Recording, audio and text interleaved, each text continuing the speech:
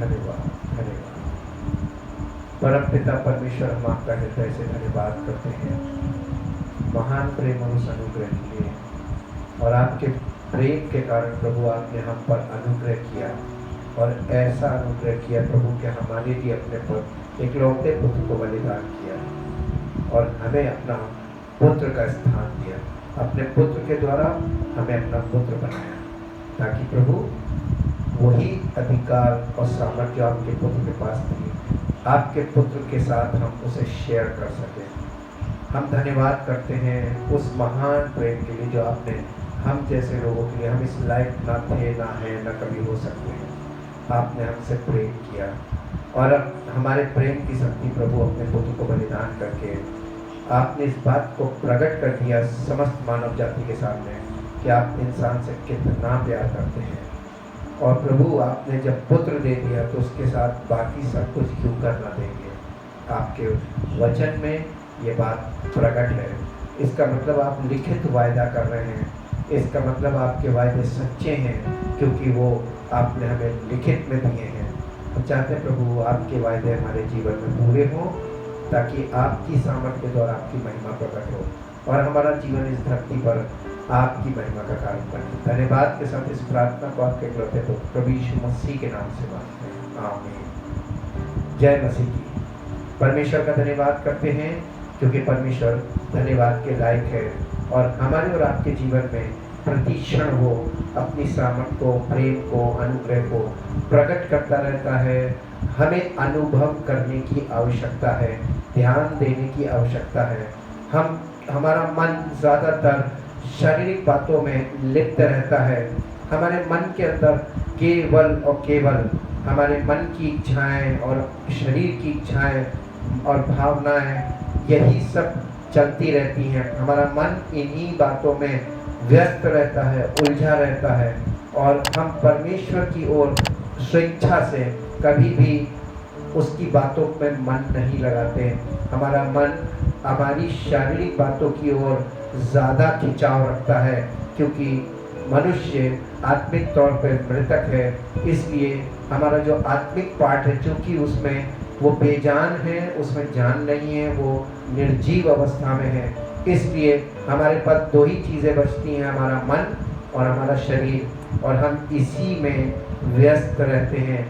प्रभु यीशु मसीह का हम लोगों के जीवन में जब अनुग्रह प्रकट होता है, जब हम सुसमाचार सुनते हैं, तो हमारे जीवन में, और अगर हम उसको सुन लेते हैं और सुनकर उस पर ईमान लाते हैं, विश्वास करते हैं, ग्रहण करते हैं और मान लेते हैं कि प्रभु यीशु मसीह हमें जीवन देने आया था और हमें ये जीवन चाहिए, जब हम ऐसी इच्छा प्रकट करते हैं तो उसकी पवित्र आत्मा हमारे जीवन में आ जाती है, और पवित्र आत्मा हमें परमेश्वर की बातों की ओर प्रेरित करती है।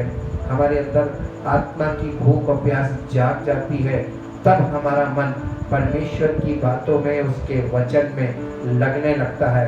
लेकिन शरीर और मन दोनों अलग अलग तरीके से चलते हैं। हमारा शरीर शारीरिक बातों की ओर खींचता है, और पवित्र आत्मा हमारे मन को परमेश्वर की बातों की ओर प्रेरित करने लगता है, तो हमारे जीवन में एक खिंचाव सा आता है, और हमें दोनों तरफ बैलेंस करना होता है। लेकिन हम धन्यवाद करते हैं पवित्र आत्मा का, जो हमें बैलेंस करना सिखाता है। हमारे जीवन में फिजिकल वर्क्स और जिम्मेदारियां जो हमारे पास हैं वो भी ज़रूरी हैं, लेकिन इक्वल टू उतना ही ज़रूरी परमेश्वर के वचन को सुनना और मन लगाना और उन बातों को ग्रहण करना जो परमेश्वर हमें दे रहा है, वो भी इक्वल ही ज़रूरी है। और जब हम ऐसा करने में कामयाबी प्राप्त करने लगते हैं, हमारा जीवन स्टेबल होने लगता है, और हम स्वस्थ रूप से, स्वस्थ मन से, स्वस्थ शरीर से परमेश्वर की आशीषों को प्राप्त करने लगते हैं, और उसके बड़े आश्चर्य कर्म हमारे जीवन में होने लगते हैं। इसलिए आज हम फिर से उसी हेडिंग के अंतर्गत man of God, difference between the man of God and son of God, इस हेडिंग के अंतर्गत आज हम 7वें पार्ट में आ गए हैं, और 7वें पार्ट में आज एक बहुत मुख्य विषय आपके साथ लेकर आए हैं, और वो मुख्य विषय ये है कि difference between the voice of God and the word of God. परमेश्वर का वचन और परमेश्वर की आवाज़, इन दोनों में हमको अंतर करना अब जरूर शुरू करना चाहिए। परमेश्वर का वचन और परमेश्वर की आवाज़। परमेश्वर का वचन हमको जब हम पढ़ते हैं तो हमें क्या इन्फॉर्मेशन देता है, ये हमको मिलती है इन्फॉर्मेशन परमेश्वर के लिखित वचन से, जिसे हम वर्ड ऑफ गॉड कहते हैं। लेकिन जब हम परमेश्वर का वचन सुनते हैं, पवित्र आत्मा के द्वारा सुने या पवित्र आत्मा से प्रेरित व्यक्ति के द्वारा सुने, तो हमारे कान में वॉइस जाती है, आवाज़ जाती है और हम उस वॉइस को सुनते हैं। और हमें ये डिसर्न करने की ज़रूरत है, उस वॉइस को परखना है हमें कि परमेश्वर की आत्मा की आवाज़ है या कि कोई मनुष्य अपने माइंड से बोल रहा है। क्योंकि ये डिसर्निंग हमको अगर नहीं आती है, ये चीज़ परखनी हमको नहीं आती है, तो हम किसी के उपदेश में भी फंस सकते हैं। और ऐसा होता चला है और आज बहुत बड़े लेवल पर ये हो रहा है। इसी विषय में कलीसिया में चिट्ठी लिखकर पौलुस ने कहा था कि तुम किसी के उपदेश के हर एक झोंके से उछाले और इधर उधर घुमाए जाने वाले ना बनो। यानी हमें ऐसा बनना है कि हम लोगों के उपदेश से नहीं बल्कि परमेश्वर की आत्मा के चलाए चलें। How can we led by the spirit? परमेश्वर की आत्मा के चलाए चल कैसे सकते हैं जब तक कि हम पवित्र आत्मा को, उसकी आवाज़ को रिकग्नाइज नहीं कर पाएंगे, पहचान नहीं पाएंगे। आज हम इस विषय पर थोड़ा सा मनन करेंगे और परमेश्वर के पवित्र वचन बाइबल में जो जानकारियों का भंडार है, पवित्र आत्मा की गाइडेंस में चलेंगे और देखेंगे कि परमेश्वर का आत्मा हमें आज इस विषय में क्या गूढ़ बातें बताता है। सबसे पहले हमको ये देखना है, to discern the voice of God you must take active steps to renew your mind। अगर आप परमेश्वर की आत्मा की आवाज़ को परखना चाहते हैं या उसको पहचानना चाहते हैं, उसको रिकग्नाइज करना मांगते हैं कि नहीं यही परमेश्वर की पवित्र आत्मा की आवाज़ है, तो आपको अपने यानी एक मजबूत कदम बढ़ाना पड़ेगा इस बात के लिए कि आप अपने माइंड को चेंज करें। पहले आपके माइंड में चेंज आएगा, क्योंकि जब आप कोई चीज़ सुनते हैं तो आपके सेंसेस के कंट्रोल कि आप क्या देख रहे हैं, क्या सुन रहे हैं और आपके माइंड में उसका इंटरप्रिटेशन क्या जा रहा है, उसको आप किस तरीके से समझ रहे हैं, ये आवश्यक है। और इसलिए इसको in the world we have so many distractions and misdirections. संसार के अंदर बहुत ढेर सारी आवाज़ें गूंज रही हैं, बहुत ढेर सारी, हर व्यक्ति कुछ ना कुछ बोल रहा है और हर जगह से आप फ़ोन में देख लीजिए तो वहाँ से भी आवाज़ें आ रही हैं, आप बाहर निकल कर देखिए तो हर जगह से आवाज़ें आ रही हैं। हर व्यक्ति और हर समुदाय और हर शख्स कुछ बोल रहा है और हर जगह से आवाज़ें ही आवाज़ें सुन रही हैं। There are so many distractions in the world of voices and misleading यानी मिसडायरेक्शन। आप किसी की भी सुन रहे हैं और कैसे भी सुन रहे हैं और कैसे भी चल रहे हैं और यही मिसलीडिंग बन जाता है और आप मिसलेड हो जाते हैं। और इसके साथ साथ we can not hear from him. इन्हीं सब बातों के कारण हम परमेश्वर की आवाज़ को सुनकर अंडरस्टैंड नहीं कर पाते हैं, रिकग्नाइज नहीं कर पाते हैं। और जब तक आप उसकी आवाज़ को रजिस्टर नहीं करेंगे, आपको मालूम है हम लोगों को परमेश्वर ने एक ऐसा प्राणी बनाया है कि जब आप कोई चश्मा लगाते हैं फर्स्ट टाइम, तो चश्मा लगाने के तुरंत आप चश्मा पहन के और आप तुरंत उसको चल नहीं सकते।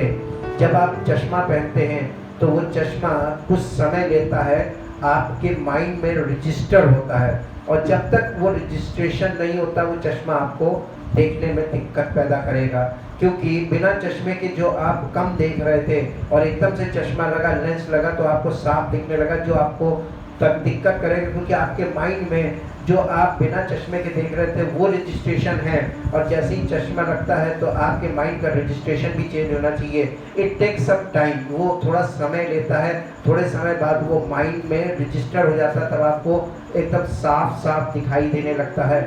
इसी प्रकार से कान की मशीन को लेकर भी होता है कि एकदम से आपको कम सुनाई दे रहा है और लंबे समय तक आप कम सुन रहे हैं, और उसके बाद आपके मशीन लगाई जाए तो आपके माइंड में जब तक वो रजिस्टर नहीं हो जाएगी तब तक आपको दिक्कत करेगी। इसी प्रकार से हम लोगों को परमेश्वर ने एक ऐसी क्षमता दी है कि आप जिसकी आवाज़ पहचानते हैं, आवाज़ को पहचान कर आप रिस्पॉन्ड करते हैं। कई बार आप फ़ोन पे चूँकि चेहरा नहीं देख रहे हैं, आपको कॉल आती है, जब आप फ़ोन पे बात करते हैं तो आप उधर वाले की आवाज़ को अगर पहचानते होते हैं, अगर वो आवाज़ आपके माइंड में रजिस्टर होती है तो आपका रिस्पॉन्ड बहुत बढ़िया होता है, क्योंकि आप उस आवाज़ को पहचान कर रिस्पॉन्ड कर रहे हैं। लेकिन जब आप अनजाने लोगों से बात करते हैं तो आप पहले उससे पूछते हैं कौन, क्या, कैसे, आपने किसको फ़ोन किया, आप इस तरीके से उससे बात करते हैं क्योंकि वो अनरजिस्टर्ड वॉइस है। ठीक इसी प्रकार से आप परमेश्वर की आवाज़ को जब तक वो आपके माइंड में रजिस्टर नहीं होगी आप उसको पहचान नहीं पाएंगे, और जब तक आप उसको पहचानेंगे नहीं तो आप रिस्पॉन्ड भी नहीं कर पाएंगे। जब हम स्पिरिचुअली डेड थे तो हम जैसे चाहे वैसे लोग हमें चलाते रहते थे, हर व्यक्ति हमको अपने तरीके से हाँक रहा था, हम जानवरों के समान थे, तमाम लोग हमारे ऊपर अधिकारी बन के, तमाम लोग हमारे ऊपर यानी हेड्स बनकर बैठे रहते हैं, क्योंकि हम इस लायक नहीं कि हम अपनी ओर से कोई विचार करें, सोचे समझे, खुद निर्णय करें। हम इस योग्य नहीं होते हैं, इमेच्योर स्टेज होती है। लेकिन स्पिरिचुअली जब हम मेच्योर हो जाते हैं, ये परमेश्वर की आवाज़ सुनने के कारण होता है। जब हम परमेश्वर की आवाज़ सुनने लगते हैं, उसकी बात सुनने लगते हैं, उस पर ध्यान देने लगते हैं, तो हमारे अंदर समझदारी आती है, डिसर्निंग पावर आती है, हमारे अंदर चेतना आ जाती है, कॉन्शियसनेस अबाउट गॉड, और हम परमेश्वर को समझने लगते हैं। और धीरे धीरे जब हम मेच्योरिटी में और बढ़ते हैं तब हम परमेश्वर की इच्छा के अनुसार निर्णय भी लेने लगते हैं और उसकी इच्छा के अनुसार चलने भी लगते हैं। यही तो परमेश्वर चाहता है। इसलिए सबसे पहली बात हम इस बात को समझने के लिए कर रहे हैं कि हमको ये रोज ये प्रैक्टिस करनी चाहिए। We need to practice daily कि परमेश्वर के वचन को रोज सुने, रोज सुने, रोज सुने, रेगुलरली, जब तक आप परमेश्वर की आवाज़ को रजिस्टर ना करने लगे। और जब आप उस आवाज़ को रजिस्टर कर लेंगे तो परमेश्वर की आवाज़ आपके अंदर रजिस्टर हो जाएगी। जब आप परमेश्वर आपसे व्यक्तिगत तौर पर चलते फिरते भी बात करेगा तो आपको ये मालूम हो जाएगा कि ये परमेश्वर की आवाज़ है। तब आप धोखा नहीं खाएंगे। कभी कभी हमारा मन हमसे बातें करता है और परमेश्वर का आत्मा भी हमसे बातें करता है, तो कभी कभी हमारे मन की आवाज़ में हम सोचते हैं ये परमेश्वर की आवाज़ है, जिसको लोग अगाही बोलते हैं, इंट्यूशन बोलते हैं। कभी कभी हम इंट्यूशन को वॉइस ऑफ गॉड समझ लेते हैं। यही तो धोखा। इसीलिए तो यिर्मयाह 17:9 में कहा है कि मन तो सब वस्तुओं से अधिक धोखेबाज है। हमारा मन अंदर से हमसे बातें करता है और हमें लगता है कि ये परमेश्वर की आवाज़ है, और हम उस मन की बात को परमेश्वर की वाणी समझ लेते हैं और इससे हम धोखा खा जाते हैं। हमें ये इस बात में मेच्योरिटी की ज़रूरत है कि परमेश्वर का आत्मा हमसे किस तरीके की बात करेगा और हमारा मन हमसे किस प्रकार की बातें करेगा। ये दोनों में आपको अंतर करना सीखना पड़ेगा और समझना पड़ेगा। सबसे पहले मैं आपके साथ परमेश्वर के वचन से परमेश्वर की आवाज़ को लेकर एक पद पढ़ूंगा जो आपको मिलेगा उत्पत्ति की पुस्तक। सबसे पहली पुस्तक है और सबसे पहला व्यक्ति आदम और उसकी पत्नी हवा। उत्पत्ति की पुस्तक का 3 अध्याय और उसके 8वें पद में हम देखेंगे, तब यहोवा परमेश्वर जो दिन के ठंडे समय वाटिका में फिरता था, शब्द उनको सुनाई दिया। तब यहोवा परमेश्वर जो दिन के ठंडे समय वाटिका में फिरता था का शब्द उनको सुनाई दिया। किनको सुनाई दिया? आदम और उसकी पत्नी को सुनाई दिया। परमेश्वर का वचन उनके पास नहीं आया, बल्कि परमेश्वर की आवाज़ उनको सुनाई दी, शब्द सुनाई दिया। The voice they heard. तब आदम और उसकी पत्नी वाटिका के वृक्षों के बीच यहोवा परमेश्वर से छिप गए। किस चीज़ से छिपे थे? वे परमेश्वर की आवाज सुनकर छिप गए। आज लोग परमेश्वर की आवाज सुनकर परेशान होते हैं, क्योंकि वो उस आवाज को रजिस्टर नहीं कर पाते, अंडरस्टैंड नहीं कर पाते, कभी सुनी नहीं। और परमेश्वर की आवाज, परमेश्वर हमसे बात करना मांगता है, परमेश्वर हमसे वार्तालाप करना मांगता है, परमेश्वर हमारे साथ बातचीत करके हमारे जीवन को व्यवस्थित करना मांगता है। और हम केवल बोलना मांगते हैं और चाहते हैं परमेश्वर केवल हमारी सुनता रहे और जो हम कह रहे हैं वो करता रहे। ये तो मन मर्जी हो गई। आप अपने मन की बातें करते हैं, अपनी इच्छा को प्रकट करते हैं बोल के, और हर समय आप उसके सामने अपनी इच्छा को प्रकट करते रहते हैं। तभी तो परमेश्वर हमारी नहीं सुनता और उसने हमारी बातों को सुनना बंद कर दिया। क्यों? कि हम वो चाहता है कि मनुष्य मेरी बात सुने और समझे, ताकि उसको ये मालूम होगा जो वो बोल रहा है वो मूर्खता की बातें हैं, लेकिन जो मैं उनसे बोल रहा हूँ वो बुद्धिमानी की बातें हैं और हमारे लाभ की बातें हैं। और हम लोग परमेश्वर की बात को सोचते हैं कि वो हमारे लाभ की नहीं है। यही तो हमारे और उसके बीच में एक प्रॉब्लम है। यिर्मयाह नबी की पुस्तक उसके 7 अध्याय के 23 और 24 पद को पढ़ेंगे। यिर्मयाह नबी की पुस्तक उसके 7 अध्याय के 23 और 24 पद को यहाँ पर इस प्रकार से लिखा हुआ है। 7 अध्याय और उसका 23 और 24 पद। यिर्मयाह 7 उसका 23 और 24 पद। परंतु मैंने उनको ये आज्ञा दी कि मेरे वचन को मानो, तब मैं तुम्हारा परमेश्वर हूँगा और तुम मेरी प्रजा ठहरोगे, और जिस मार्ग की मैं तुम्हें आज्ञा दूं उसी में चलो, तब तुम्हारा भला होगा। परमेश्वर हमसे क्या बातें करना मांगता है? परमेश्वर अपने मन की बातें नहीं करता है। परमेश्वर हमारे मन की ही बातें हमसे करता है, लेकिन वो अपने तरीके से, वो हमको सब कुछ देना मांगता है, लेकिन वो अपने तरीके से देता है और अपने समय में देता है। आप कोई चीज़ अभी आप उससे मांग रहे हैं, वो कहेगा अभी तुम इसके लायक नहीं हो, पहले मैं तुम्हें इस चीज़ के लायक बनाऊंगा और फिर ये चीज़ तुमको दूंगा। तो परमेश्वर सही कहता है या आपका विचार सही है कि वो चीज़ आपको कहीं से मिल जाए, उसको आप संभाल ना पाए, वो चली जाए, फिर आप डिप्रेशन में चले जाएं, दुखी हो जाएं? परमेश्वर ये नहीं चाहता है। क्या आप कभी अपने बच्चे को कोई कीमती चीज़ देकर, एक नासमझ नन्हे बच्चे को कोई कीमती चीज़ देकर बाहर भेज सकते हैं? क्योंकि आपको मालूम है कि इससे कोई छीन ले जाएगा और ये बच्चा रोता हुआ हमारे पास आएगा और हम कुछ नहीं कर पाएंगे। ठीक इसी तरीके से परमेश्वर भी हमें सब कुछ देना मांगता है, लेकिन वो सब कुछ देने के लायक पहले बनाता है। जिस जिस चीज़ के लायक हम बनते हैं उस चीज़ को वो अपने समय पर हमें देता है। और वो हमसे एक बात और चाहता है कि हम वस्तुओं के लालच में परमेश्वर से बातचीत ना करें, बल्कि आवश्यकताओं को परमेश्वर ऑटोमेटिकली पूरा करता है, उसे मांगने की भी आवश्यकता नहीं। तो अब आप परमेश्वर से क्या बात करेंगे, बल्कि आप परमेश्वर की सुनना शुरू कीजिए।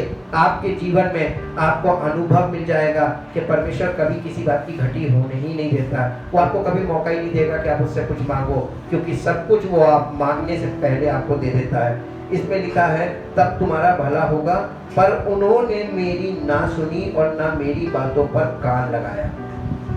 परमेश्वर शिकायत कर रहा है भविष्यवक्ता के द्वारा। यहाँ पर ये परमेश्वर का वचन आ रहा है कि फिर से मैं आपके लिए पढ़ता हूँ 23 पद से। परंतु मैंने उनको ये आज्ञा दी कि मेरे वचन को मानो, तब मैं तुम्हारा परमेश्वर हूँगा और तुम मेरी प्रजा ठहरोगे, और जिस मार्ग की मैं तुम्हें आज्ञा दूँ उसी में चलो, तब तुम्हारा भला होगा। पर उन्होंने मेरी ना सुनी और ना मेरी बातों पर कान लगाया।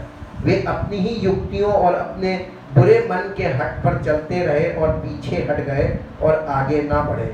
जिस दिन तुम्हारे पुरखा मिस्र देश से निकले उस दिन से आज तक मैं तो अपने सारे दासों भविष्यवक्ताओं को तुम्हारे पास बड़े यत्न से लगातार भेजता रहा, परंतु उन्होंने मेरी नहीं सुनी ना अपना कान लगाया। उन्होंने हट किया और अपने पुरखाओं से बढ़कर बुराई की। हम बुराइयों में मन लगा रहे हैं। सब कुछ पाने की लालसा हमारे अंदर अपराध को जन्म लेती है। गलत ढंग से चीज़ों को प्राप्त करना और गलत नियत रखना, ये परमेश्वर पसंद नहीं करता है और हम मनुष्य इसी में आजकल लगा हुआ है। इसलिए परमेश्वर अपने वचन के द्वारा, अपने भविष्यवक्ताओं के द्वारा हमसे संपर्क स्थापित करता था ताकि हम उनकी बात सुने और परमेश्वर की बातों को मानने के लिए तैयार हो जाए। एक पद और आपके साथ पढ़ेंगे, व्यवस्था विवरण की पुस्तक, उसका 13 अध्याय और उसका 4 पद। व्यवस्था विवरण की पुस्तक, उसका 13 अध्याय और उसका 4 पद। 13 अध्याय का 4 पद। यहाँ पर ऐसा लिखा हुआ है, तुम अपने परमेश्वर यहोवा के पीछे चलना और उसका भय मानना और उसकी आज्ञाओं पर चलना और उसका वचन मानना और उसकी सेवा करना और उसी से लिपटे रहना, ये परमेश्वर की आज्ञा थी। अब इसमें बताइए, परमेश्वर ने आपको कोई काम तो दिया नहीं, केवल एक ही बात बोली है कि सुनो, मानो और उसके अनुसार करो। परमेश्वर का वचन आपको जब आप तक पहुंच रहा है इस वीडियो के माध्यम से, आपको क्या करना है मालूम है? परमेश्वर के वचन को ध्यान से सुनना है और परमेश्वर की आवाज़ को रजिस्टर कीजिए और उसके अनुसार चलना शुरू कीजिए। आपने जीवन में परमेश्वर के वचन को सुनिए, जो चीज़ें उसे नहीं पसंद है उनको अपने जीवन से छोड़ते जाइए। देखिए आपकी ज़िंदगी धीरे धीरे आपको पता भी नहीं चलेगा और आप परमेश्वर की ओर से इतनी आशीष आपको मिलने लगेगी और आप फिजिकली स्वस्थ होने लगेंगे, मन में खुशी और आनंद भरने लगेगा। एक पद और आपके लिए पढ़ेंगे, भजन संहिता 85 अध्याय, द बुक ऑफ साम चैप्टर 85 वर्स 8, चैप्टर 85 वर्स 8। भजन संहिता की पुस्तक 85 अध्याय और उसका 8 पद। यहाँ पर इस प्रकार से लिखा हुआ है, 85 अध्याय और उसका 8 पद में, मैं कान लगाए रहूंगा कि परमेश्वर यहोवा क्या कहता है। वो तो अपनी प्रजा से जो उसके भक्त हैं शांति की बातें कहेगा, परंतु वे फिर के मूर्खता ना करने लगे। ऐसा ना हो कि हम परमेश्वर हमसे शांति की बातें कर रहा है, आशीष की बातें कर रहा है, हमें सही मार्गदर्शन कर रहा है ताकि हमारे जीवन में उन्नति आए और हम समस्याओं से बाहर निकलें और हम फिर कर मूर्खता करने लगते हैं। हम उसकी बातों को सुनते हैं और इधर से सुनते हैं, इधर से निकालते हैं, पर थोड़ी देर के लिए हम सिर्फ सुनते हैं और बेमन से सुनते हैं। हमारा मन परमेश्वर के वचन में नहीं लगता, केवल हम ऊपरी मन से सुनते हैं। अय्यूब की पुस्तक में चलेंगे, 33 अध्याय उसके 12 पद से आपके बीच में पढ़ेंगे। अय्यूब की पुस्तक में 33 अध्याय और उसके 12 पद, the book of Job in English, verse chapter 33 verse 12 onwards. 12 पद से, देख मैं तुझे उत्तर देता हूँ, इस बात में तू सच्चा नहीं, क्योंकि परमेश्वर मनुष्य से बड़ा है, तू उससे क्यों झगड़ता है। यानी परमेश्वर से लोग कहते नहीं हमारा परमेश्वर से झगड़ा हो रहा, नहीं, तू उससे क्यों झगड़ता है कि वो अपनी किसी बात का लेखा नहीं देता। क्योंकि परमेश्वर तो एक क्या वरन 2 बार बोलता है, परंतु लोग उस पर चित्त नहीं लगाते, मतलब मन नहीं लगाते, फोकस नहीं होते हैं। स्वप्न में या रात को दिए हुए दर्शन में जब मनुष्य घोर निद्रा में पड़े रहते हैं या बिछौने पर सोते समय, तब वो मनुष्यों के कान खोलता है और उनकी शिक्षा पर मोहर लगाता है, जिससे वो मनुष्य को उसके संकल्प से रोके और गर्व को मनुष्य में से दूर करे। वो उसके प्राण को गड्ढे से बचाता है और उसके जीवन को तलवार की मार से बचाता है। मनुष्य की ताड़ना भी होती है कि वो अपने बिछौने पर पड़ा पड़ा तड़पता है और उसकी हड्डी में लगातार झगड़ा होता है, यहाँ तक कि उसका प्राण रोटी से और उसका मन स्वादिष्ट भोजन से घृणा करने लगता है। उसका मांस ऐसा सूख जाता है कि दिखाई नहीं देता और उसकी हड्डियां जो पहले दिखाई नहीं देती थी निकल आती हैं। तब वो कब्र के निकट पहुंचता है और उसका जीवन नष्ट करने वालों के वश में हो जाता है। यदि उसके लिए कोई बिछुई स्वर्गदूत मिले जो 1000 में से एक ही हो, जो भावी कहे और जो मनुष्य को बताए कि उसके लिए क्या ठीक है, तो वो उस पर अनुग्रह करके कहता है, उसे गड्ढे में जाने से बचा ले, मुझे छुड़ौती का दाम मिल गया है। उस मनुष्य की देह बालक की देह से अधिक स्वस्थ और कोमल हो जाए, उसकी जवानी के दिन फिर लौट आए, तब मनुष्य परमेश्वर से विनती करेगा और उससे प्रसन्न होगा। वो आनंद से परमेश्वर का दर्शन करेगा और वो मनुष्य को ज्यों का त्यों धर्मी कर देगा। वो मनुष्य लोगों के सामने गाने और कहने लगता है, मैंने पाप किया और सच्चाई को उलट पुलट कर दिया, परंतु उसका बदला मुझे दिया नहीं गया। उसने मेरे प्राण को कब्र में पड़ने से बचाया है, मेरा जीवन उजियाले को दिखेगा। देख, ऐसे सब काम परमेश्वर मनुष्य के साथ 2 बार क्या वरन 3 बार भी करता है, जिससे उसको कब्र से बचाए वो जीवन लोक के उजियाले का प्रकाश पाए। यहाँ पर परमेश्वर के वचन में अय्यूब इस बात को बता रहा है कि परमेश्वर हमसे बात करता है। जब हम लेटते हैं, अकेले में होते हैं, हमारे मन से बातें करता है और हमारे मन के द्वारा वो हमसे बातें करता है। जो लोग परमेश्वर को बहुत अच्छी तरीके से उसकी बातों से वाकिफ नहीं है, उसके हृदय से, उसके विचारों से वाकिफ नहीं है, तो वो लोग परमेश्वर के जो उनके मन में अच्छे परमेश्वर की ओर से जो विचार आते हैं वो उनमें मन नहीं लगाते, बल्कि जो शरीर की इच्छाएं प्रकट होती हैं उनके मन में, वहाँ उनका मन लगा रहता है। और वो उसको हम कहते हैं प्रॉम्प्टिंग्स ऑफ फिजिकल लाइफ, आपके एपेटाइट्स ऑफ फिजिकल लाइफ। आपके मन के अंदर, आपके अंदर जो भूख और प्यास और इच्छा जागृत हो रही है, वो शरीर और मन की इच्छाएं हैं, उनकी नहीं, बल्कि परमेश्वर के वचन और उसकी बातों की इच्छा आपके अंदर पैदा होनी चाहिए।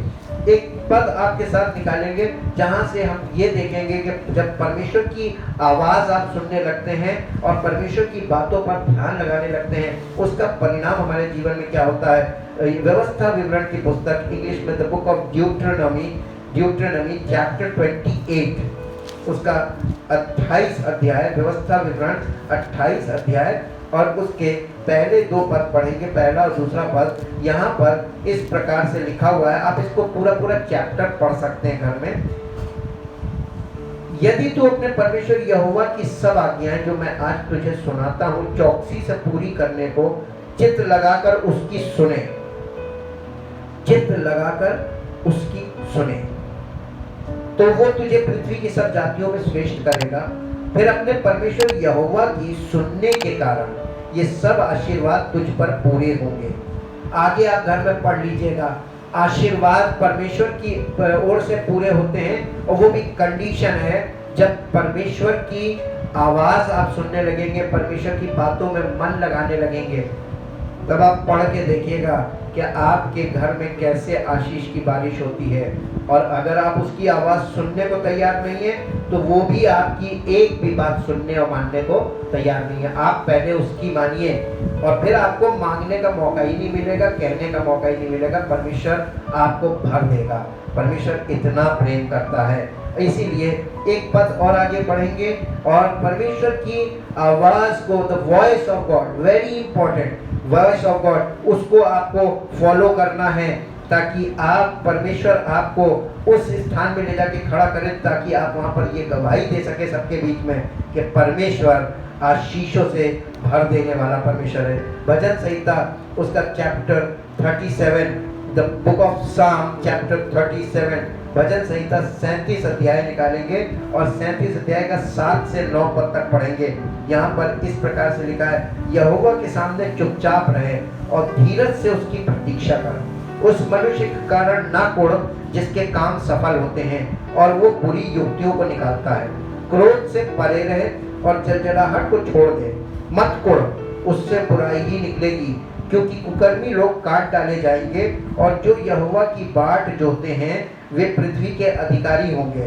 परमेश्वर आपसे और हमसे कह रहा है कि हमें परमेश्वर के बातों पर ध्यान लगाना है, और अगर कोई गलत का काम करके और बहुत आपको लग रहा है कि इसको बहुत तरक्की मिल रही है, बहुत बढ़ रहा है, उसके कारण कोड़ना नहीं है, बल्कि परमेश्वर की बातों में मन लगाए रहिए। इब्रानियों की पत्री 4 अध्याय, इब्रानियों की पत्री 4 अध्याय और उसके 4 अध्याय के 7 पद में क्या परमेश्वर के वचन में लिखा है। 4 अध्याय और 7 पद यहाँ पर इस प्रकार से लिखा हुआ है।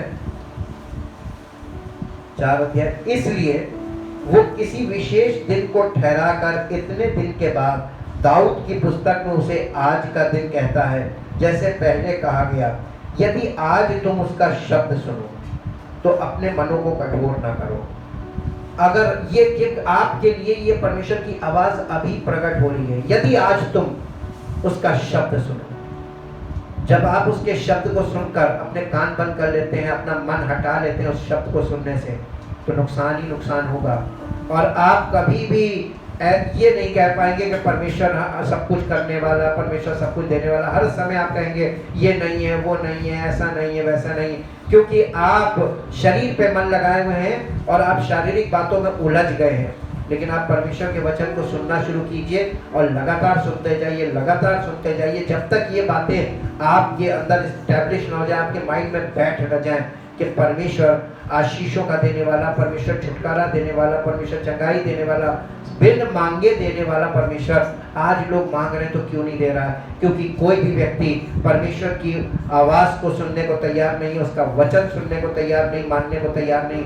इसलिए परमेश्वर भी उनकी कोई भी प्रार्थना, चाहे वो किसी भी रूप से करें, चाहे वो कितनी प्रार्थना करें, सुनेगा नहीं। इसलिए क्योंकि जब आप उसकी सुनेंगे नहीं तो वो आपकी क्यों सुनेगा? यहाँ पर ये बहुत बड़ी वार्निंग है। और अगर आपके जीवन में ऐसा है कि आप परमेश्वर की शब्द को सुनते हैं लेकिन आपका मन उसमें नहीं लगता, आप सुनकर भूल जाते हैं और फिर अपनी गतिविधियों में लिप्त हो जाते हैं, आज से आपको ध्यान देने की जरूरत है कि आप सुनते चले जाइए। एक पद और मेरे साथ मैं आपके लिए पढ़ूंगा, आपके साथ निकालकर, रोमियो की पत्री 10 अध्याय का 17 पद। रोमियो की पत्री 10 अध्याय पर उसका 17 पद यहाँ पर लिखा हुआ है, अतः विश्वास सुनने से और सुनना मसीह के वचन से होता है। विश्वास सुनने से पैदा होता है और सुनते चले जाने से विश्वास बढ़ता चला जाता है। और क्या सुनने से? मसीह का वचन, यीशु मसीह की बातें सुनने से विश्वास पैदा होता है।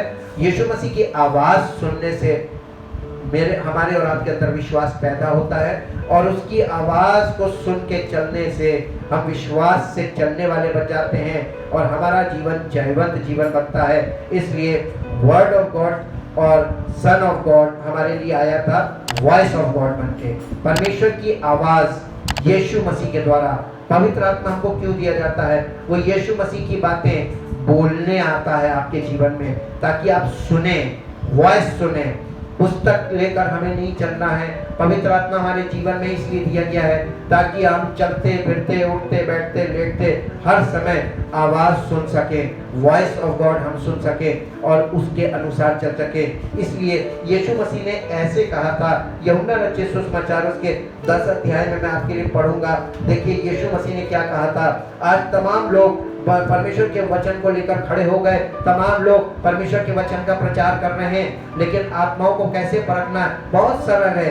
अगर आप यीशु मसीह की बातों को सुनेंगे तो आपको पता चल जाएगा कि इतना सरल हमारे लिए इतना कठिन क्यों हो गया है। यूहन्ना रचित सुसमाचार the gospel of John chapter 10 10 अध्याय, मैं तुमसे सच सच कहता हूँ कि जो कोई द्वार से भेड़शाला में प्रवेश नहीं करता परंतु किसी दूसरी ओर से चढ़ जाता है, वो चोर और डाकू है। परंतु जो द्वार से भीतर प्रवेश करता है वो भेड़ों का चरवाहा है। उसके लिए द्वारपाल द्वार खोल देता है और भेड़ें उसका शब्द सुनती हैं। भेड़ें हम और आप हैं, उसका शब्द सुनती हैं। यीशु मसीह हमें टेक्स्ट मैसेज नहीं दे रहा है, बल्कि वो हमसे वॉइस में बात कर रहा है, वॉइस मैसेज है। भेड़ें उसका शब्द सुनती हैं और वो अपनी भेड़ों को नाम ले लेकर बुलाता है। आपको और हमको वो नाम ले लेकर बुलाएगा, वो हमारा नाम जानता है और बाहर ले जाता है। जिस परिस्थिति में आप फंसे हैं, जिस बंधन में आप हैं, आपको वहां से निकाल ले जाएगा। आप उसका शब्द सुनेंगे और वो आपको बाहर निकालेगा। जब वो अपनी सब भेड़ों को बाहर निकाल चुकता है तो उनके आगे आगे चलता है और भेड़ें उसके पीछे हो लेती हैं, क्योंकि वे उसका शब्द पहचानती हैं।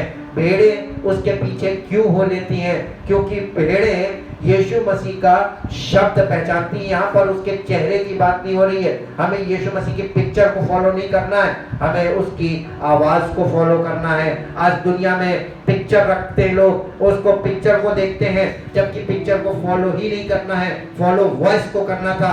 और आज वो किस चीज को फॉलो कर रहे हैं? यही मिसलीडिंग है और इसीलिए लोग फंस गए।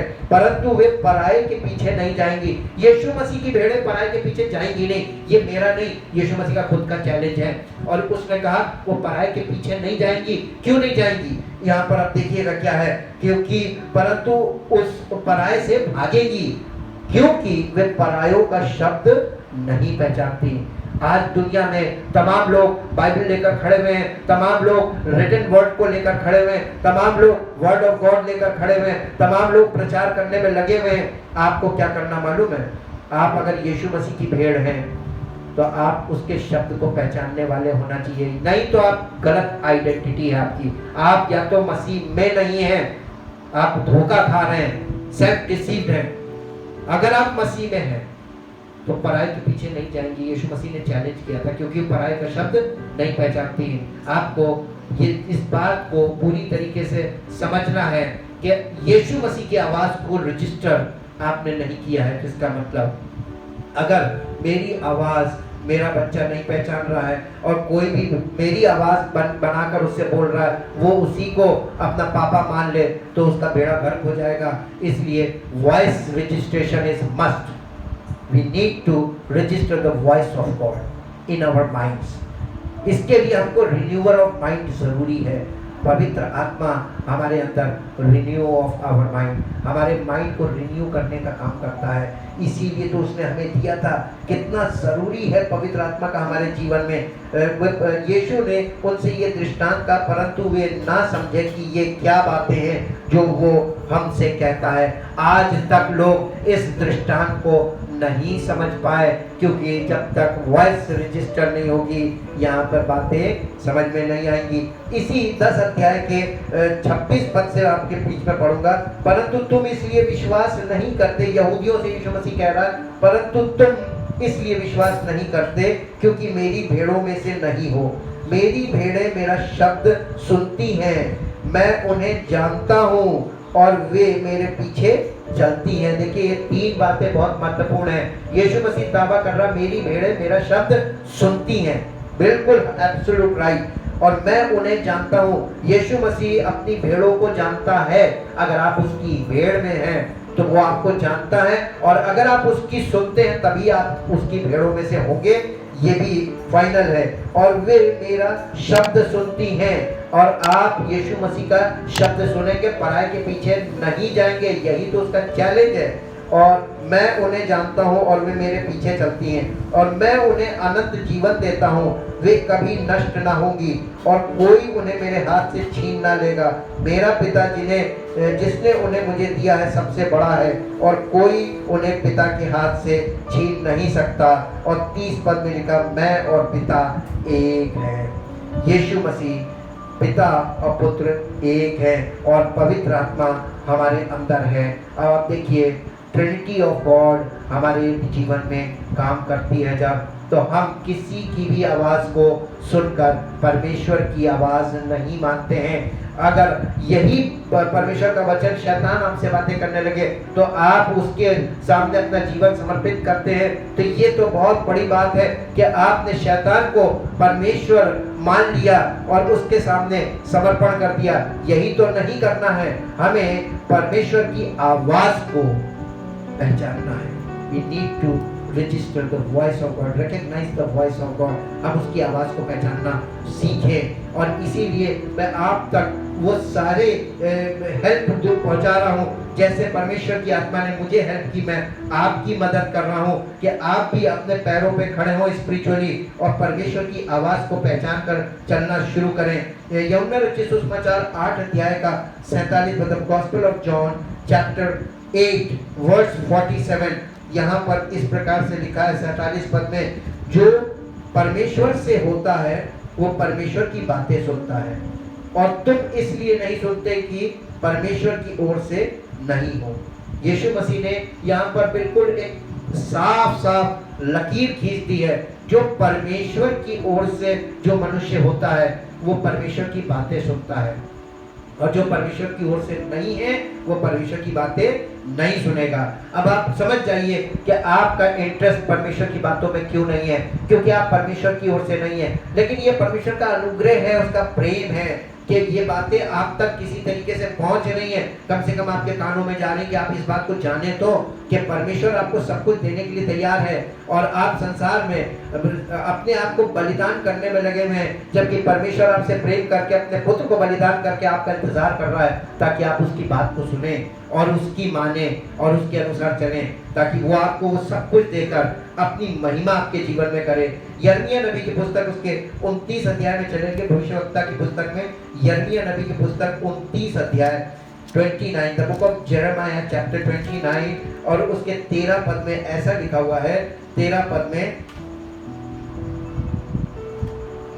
11 पद से मैं पढ़ता हूं आपके लिए। क्योंकि यहोवा की ये वाणी है कि जो कल्पनाएं मैं तुम्हारे विषय करता हूं, मैं उन्हें जानता हूं, वे हानि की नहीं वरन कुशल ही की हैं, और अंत में तुम्हारी आशा पूरी करूंगा।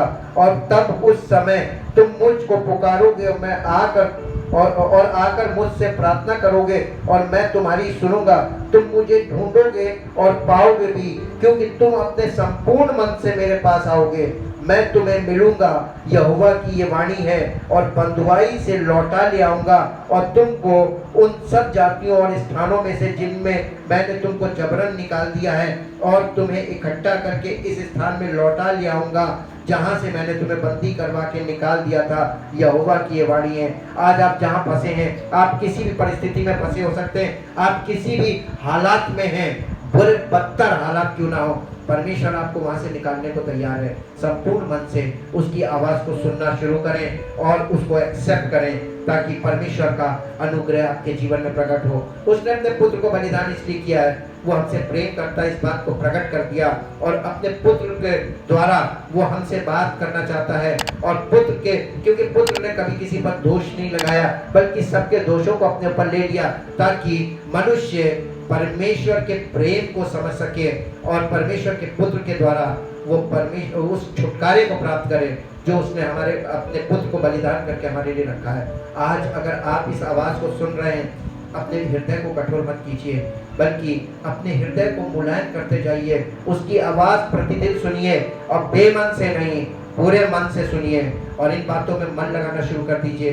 देखिए, परमेश्वर की आवाज आपको चलते फिरते उठते बैठते आपके अंदर आपको सुनाई देगी, और वो आपको गाइड करने लगेगा।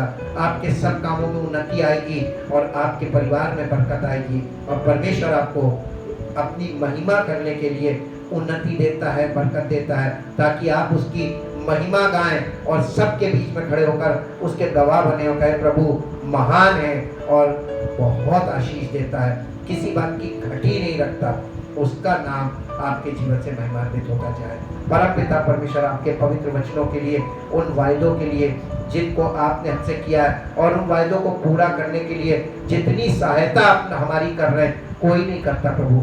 हम चाहते हैं आपकी सहायता से आपके वायदे हमारे जीवन में पूरे हों, और आपकी महिमा हमारे जीवन से प्रकट हो, और सारा आदर सारी महिमा आपके इकलौते पुत्र प्रभु यीशु मसीह के द्वारा आपको मिले, और हम इस धरती पर आपकी महिमा के पात्र बने, और आपकी हमारी पहचान इस बात से हो कि ये परमेश्वर का सच्चा व्यक्ति है, और आपका नाम महिमा पाए। धन्यवाद के साथ इस प्रार्थना को आपके इकलौते पुत्र प्रभु यीशु मसीह के नाम से मांगते हैं, आमीन। परमेश्वर आपको आशीष दे। Praise the Lord.